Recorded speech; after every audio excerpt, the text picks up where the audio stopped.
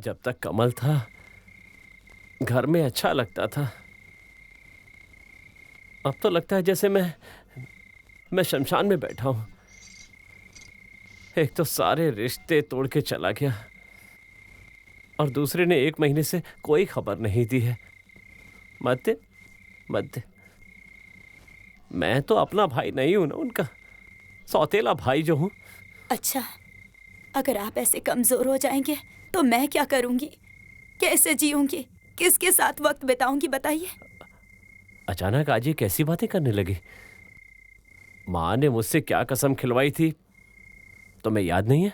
अमल, बोलिए माँ। कमल सजल नारायणी को निकाल तो नहीं दोगे ना? नहीं माँ, कभी भी नहीं। सौतेला भाई बहन बोलकर नफरत तो नहीं करोगे ना बेटा? नहीं माँ, आप ये सब क्या बोल रही हैं? बहुत तकलीफ से ये सब कह रही हूँ। तुम्हारे बच्चे हो जाएंगे तो उन्हीं से तुम प्यार करोगे। कमल सजल नारायणी का फिर क्या होगा बेटा? नहीं माँ, ऐसा नहीं होगा। मैं कभी अपना बच्चा नहीं करूँगा। कमल, सजल, नारायणी यही मेरे बच्चे हैं। सच बोल रहे हो ना? हाँ माँ, मैं आपके सर की कसम खाता हूँ। माँ! तुम्हें याद है ना कल्याणी? अजीब बात है जी, कमल सजल को भी याद रहना चाहिए। है, याद है कल्याणी, सब कुछ याद है मुझे। इसीलिए तो वो कभी नजर से नजर मिला के बात नहीं करते थे मुझसे। घर में हो क्या अमल? कल्याणी, दामोदर पूरी तैयारी से ही आए होंगे। आपको इतना बुखार है, ऐसे में बाहर कैसे जाएंगे? मैं जाकर देख कर आती हूँ। अमल, आइए आइए।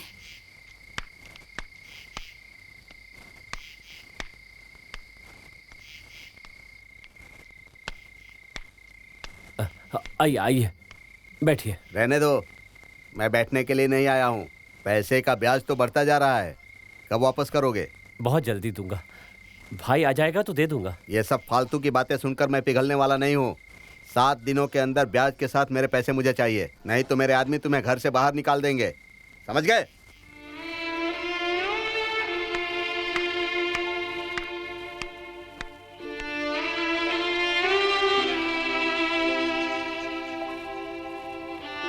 आप एक बार अदालत जाइए, वक्त लीजिए। नहीं कल्याणी, जो किस्मत में लिखा है वो होकर रहेगा। आज जो अपमान हुआ है उससे अच्छा था कि मैं मर ही जाता। वाह, बहुत स्वार्थी हैं आप। बैठो बैठो। बहुत पैसे मिले हैं। तकरीबन कितना होगा? 50-60 रुपए तो होंगे ही। आधा आप रख लो। ये पूरा का पूरा तुम्हारा है। ठीक है, तो आप मेरी माँ के पास चलिए, वो जो कहेंगी वही होगा। अच्छा, वही होगा, चलो। मेरा विचार तुम लोगों को अच्छा नहीं लगेगा। क्यों नहीं लगेगा?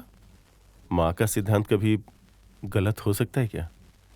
तो फिर आधा आधा दोनों कर लो, आधा किशोर का और आधा तुम्हारा। मैं राजी हूँ। लेकिन इस बात से मैं सहमत नहीं हूँ। क्यों बेटा? जिस दिन पैसा मिलता है उस दिन होटल में खाता हूँ, और जिस दिन नहीं मिला उस दिन पानी पी के पार्क में सो जाता हूँ। और वैसे भी गाना मैंने खुद के लिए तो गाया नहीं था। क्या तुम पार्क में रहते हो? पैसा नहीं होगा तो कौन रहने देगा, बोलिए? मैं दूंगी।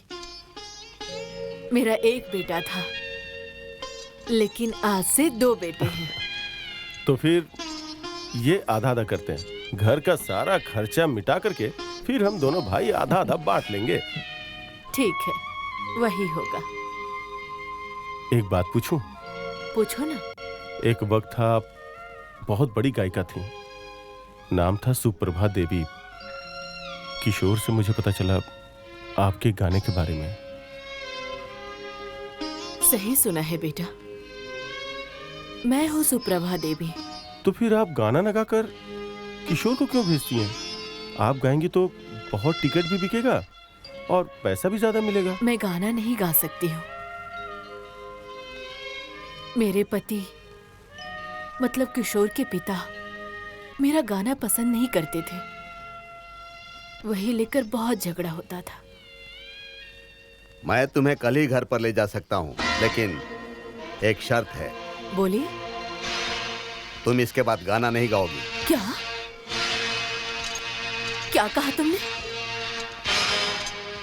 गाना मेरा जीवन है, वही गाना मुझे छोड़ना पड़ेगा? हाँ, छोड़ना ही होगा, क्योंकि हमारे घर की बहुएं बाई जी नहीं होती हैं। ओह, ठीक है।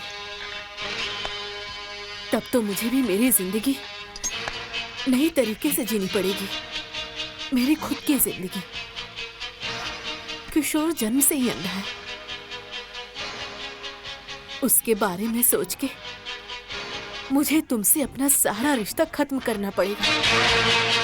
ठीक है, तुम वही करो, लेकिन एक बाई जी को मैं अपने घर की बहू नहीं बना सकता।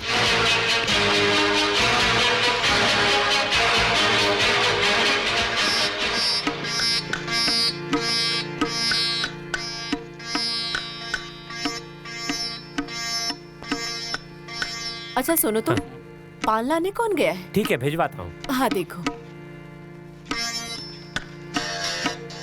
ये लीजिए आपका पान। ले आए, लाओ।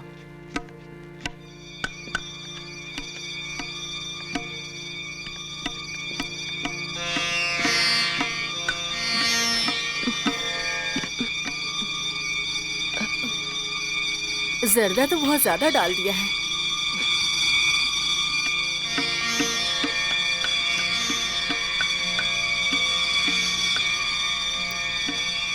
सुप्रभा जी, आपका नाम अनाउंस हो गया है। हाँ चलिए। आइए।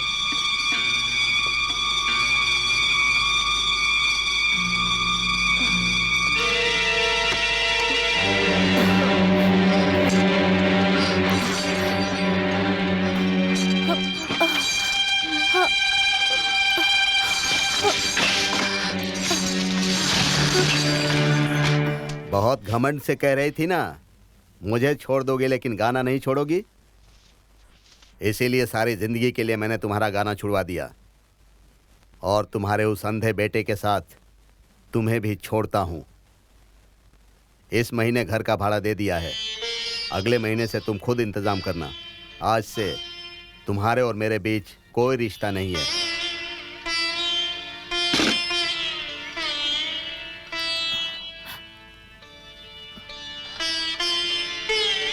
उसके बाद सब खत्म हो गया। गला खराब, कैसे गाऊंगी मैं? किशोर भी अंधा है, गाना गाकर भीख मांगना शुरू कर दिया। लेकिन इतनी छोटी उम्र में गले के ऊपर इतना अत्याचार सह नहीं पाया। रोइए मत माँ, रोइए मत। आज से मेरा सिर्फ दो ही काम है, एक माँ की तकलीफों को दूर करना और अपने भैया का उधार चुकाना। कैसा उधार बेटा? हमारी छोटी बहन की शादी के वक्त भैया ने दामोदर से 50,000 रुपए लिए थे। बात यह हुई थी कि दामोदर मित्र की बेटी के साथ हमारे छोटे भाई की अगर शादी हो जाती तो वो पैसा वापस नहीं करना पड़ेगा। लेकिन मेरा छोटा भाई अमीर लड़की देखकर शादी कर ली। मेरे भैया का सारा मान सम्मान सब मिट्टी में मिल गया।